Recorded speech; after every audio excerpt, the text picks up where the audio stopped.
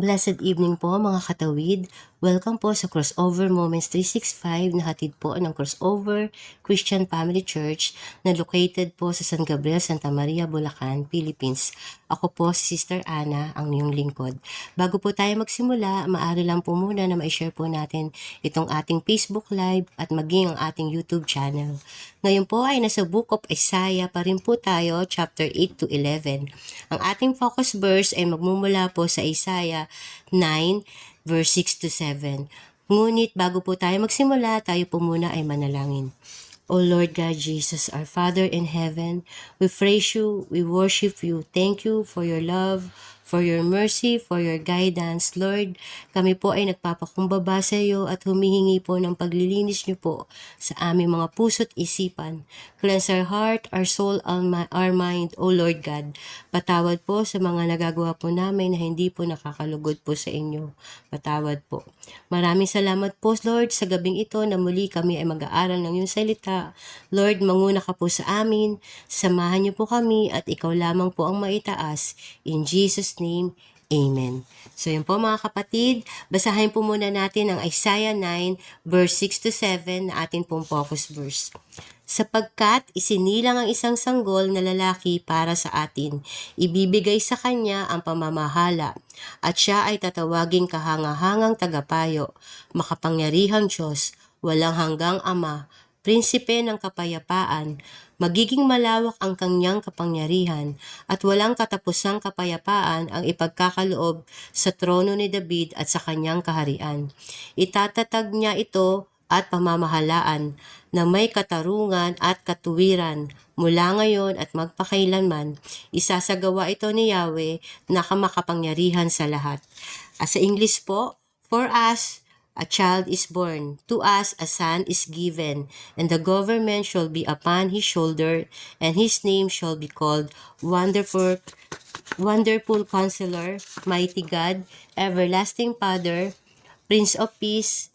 Of the increase of his government and of peace there will be no end, on the throne of David and over his kingdom, to establish it and to uphold it with justice, with righteousness, from this name forth forever. The seal of the Lord of hosts will do this. Observation po muna tayo.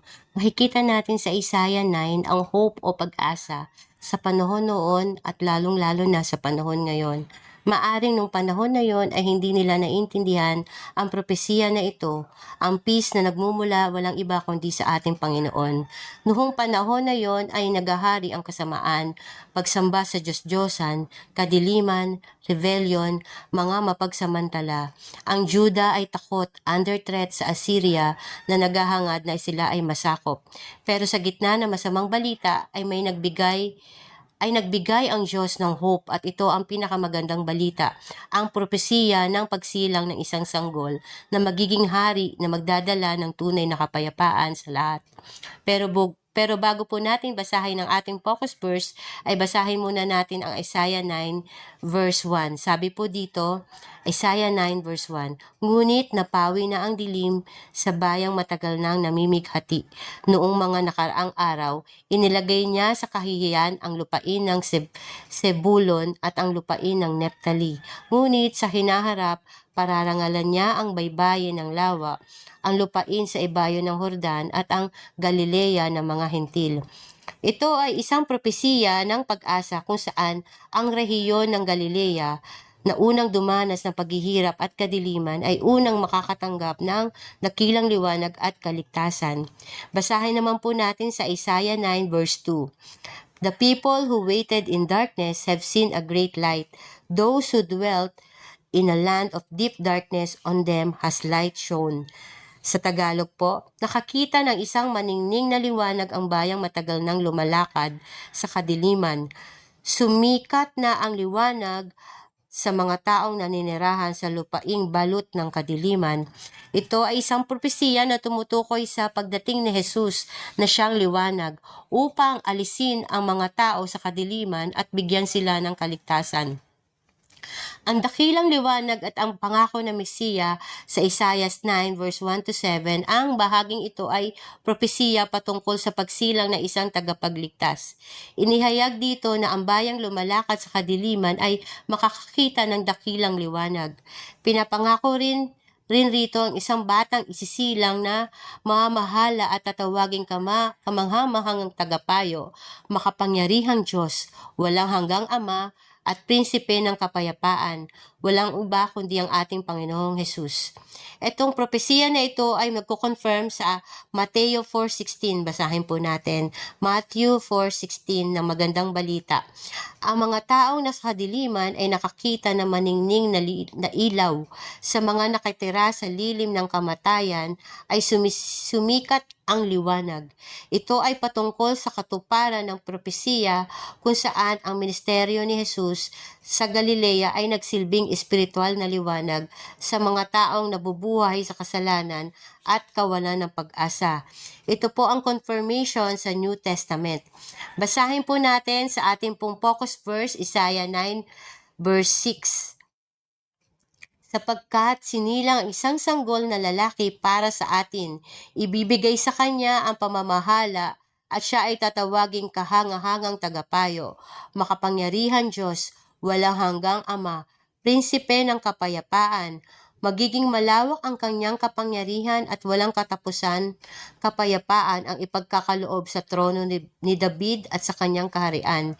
Itatatag niya ito at pamamahalaan na may katarungan at katuwiran mula ngayon at magpagkailanman. Isasagawa ito ni Yahweh na makapangyarihan sa lahat.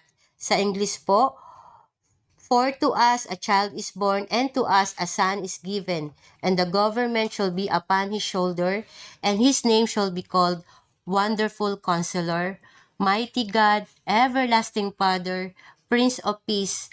Of the increase of his government and of peace there will be no end, on the throne of David and over his kingdom, to establish it and to uphold it with justice and with righteousness. From this time forth and forever, the seal of the Lord of hosts will do this.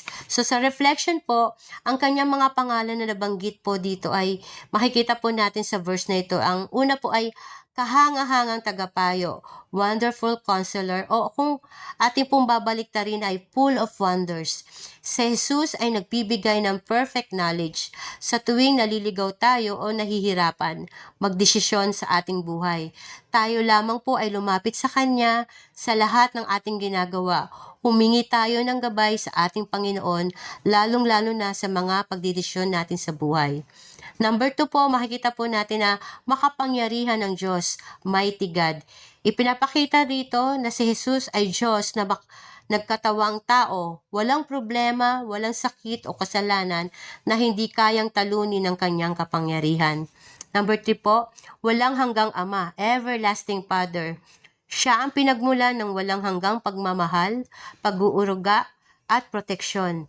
Hindi siya nawawala at kailanman ay hindi niya tayo iiwan o pababayaan. Number 4, prinsipe ng kapayapaan o Prince of Peace.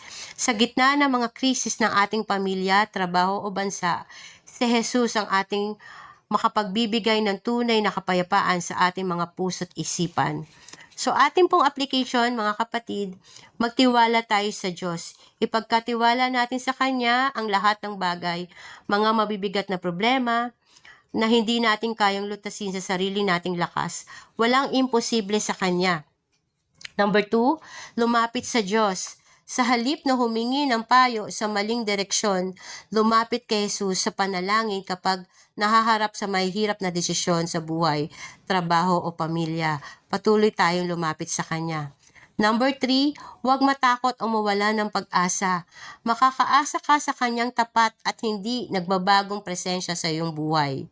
Number 4, hingan siya ng kapayapaan ng isip at damdamin. Sa mga panahong puno ng stress at kabalisaan, sa Diyos lamang natin matatagpuan ang tunay na kapayapaan. Number 5, hayaang maghari si Jesus sa ating mga buhay.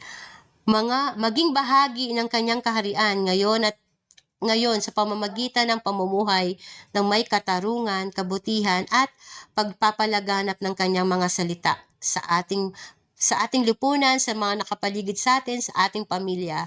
So yun po, ang talatang ito hindi lamang isang simpleng kwento tuwing Pasko na madalas nating naririnig o madalas nating na-share.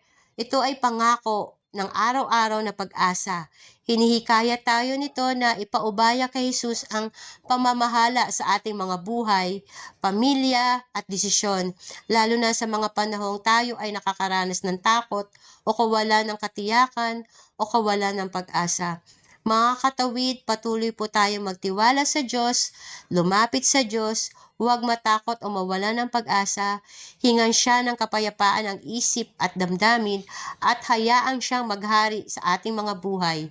So yun lamang po mga katawid, tayo po ay manalangin. O Lord God Jesus, salamat po sa iyong mga salita. Salamat dahil patuloy mo kaming pinaalalahanan ng iyong mga salita na patuloy na magtiwala sa iyo. Sa iyo lamang namin mararanasan at matatagpuan ang tunay na kapayapaan. Salamat dahil hindi mo kami iniiwan ni pinababayaan. Patuloy mo kaming sinasamahan at patuloy na pinatatawad sa aming mga pagkakasala.